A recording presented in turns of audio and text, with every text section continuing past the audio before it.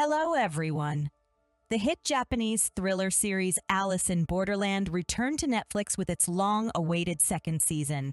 This season, the bar is raised for the players as they start to play the games against the bosses who actively participate in the games they propose. So, not only do the players play against each other, but also against these powerful and cruel bosses who end up being shot if defeated. Season 2 of Alice in Borderland also answers these questions. Why are the players in this game land, and what happened to their original world? Besides providing answers to these critical questions, the series leaves you with a surprising moment where Season 3 becomes a must to get more answers. Let's see how Season 2 ends and what its ending means for Alice in Borderland Season 3.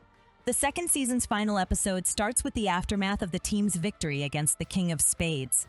The game is won, but most of the players are wounded, so they are not able to continue playing the final and the most crucial game against the Queen of Hearts, who is called Mira. When Mira invites the group into a mysterious garden to play the game, only Arisu and Usagi can take her on. The rules of the game are simple. The players must play 3 rounds of croquet without quitting. That sounds easy, which means there must be other dangers involved. While Usagi's dealing with her bleeding knife wound, Arisu plays the game and makes it through the first 2 rounds, but then Mira starts to stall the game.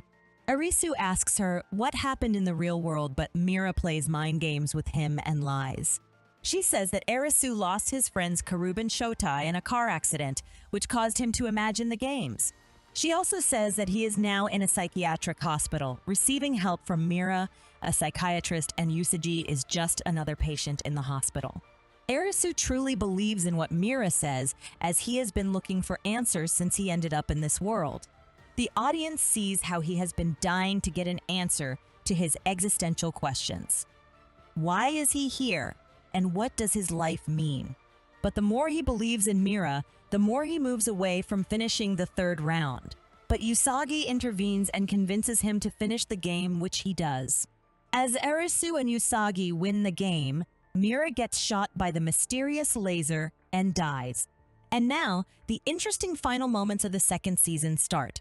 The players are given 2 options. They will either stay in this world and be casual residents or return to their real world.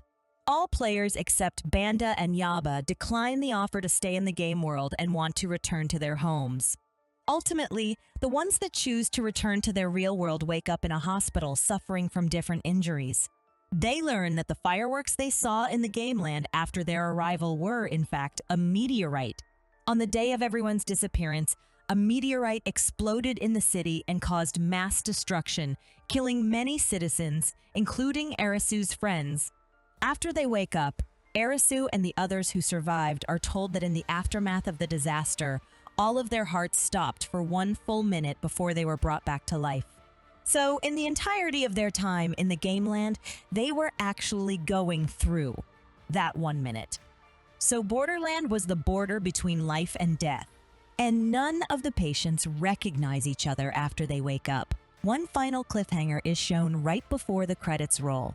There is a pack of playing cards on a table in the hospital garden. But when the wind blows, all but one remains, the Joker. And the season ends there. Although we have learned the answer to what happened in the real world, we don't think we can believe what is shown to the audience. The placement of the Joker there cannot be a coincidence. There seem to be more games for the survivors because the Joker is meant to represent the unpredictable and perhaps even more challenging games. It should be the signal for the most sinister and the most difficult of the games. So, we definitely believe the story will continue in Season 3. After Season 1's release, the show was renewed for a second season in a matter of weeks because it was doing great numbers on Netflix. We believe this season will also get great viewership numbers as this season is more exciting and there is more at stake. So we expect to hear from Netflix in a few weeks about a renewal. As for the release date of the 3rd season, we don't think the wait will be as long as the one between the first 2 seasons. The production of Season 2 was interrupted due to the pandemic, and that's why there was a 2-year-long break between Seasons 1 and 2. We don't think the wait will be long for the 3rd season. We can see Alice in Borderland Season 3 as early as December 2023. Also, even months before we see the show, we'll get teasers and trailers. Since it's a popular show, Netflix starts promoting it 2 or 3 months before the release date. We'll learn more about the new season towards the end of 2023. Finally, all the players who ended up in the hospital should be back for Season 3 since they are the main characters of the series. Perhaps there will be new additions in the new season, and we're excitedly waiting for it. Did you like Season 2 of Alice in Borderland? Are you excited about Season 3? Let us know what you think about it in the comments below. Don't forget to like and share this video. You can also subscribe to our channel to see more videos like this. See you soon.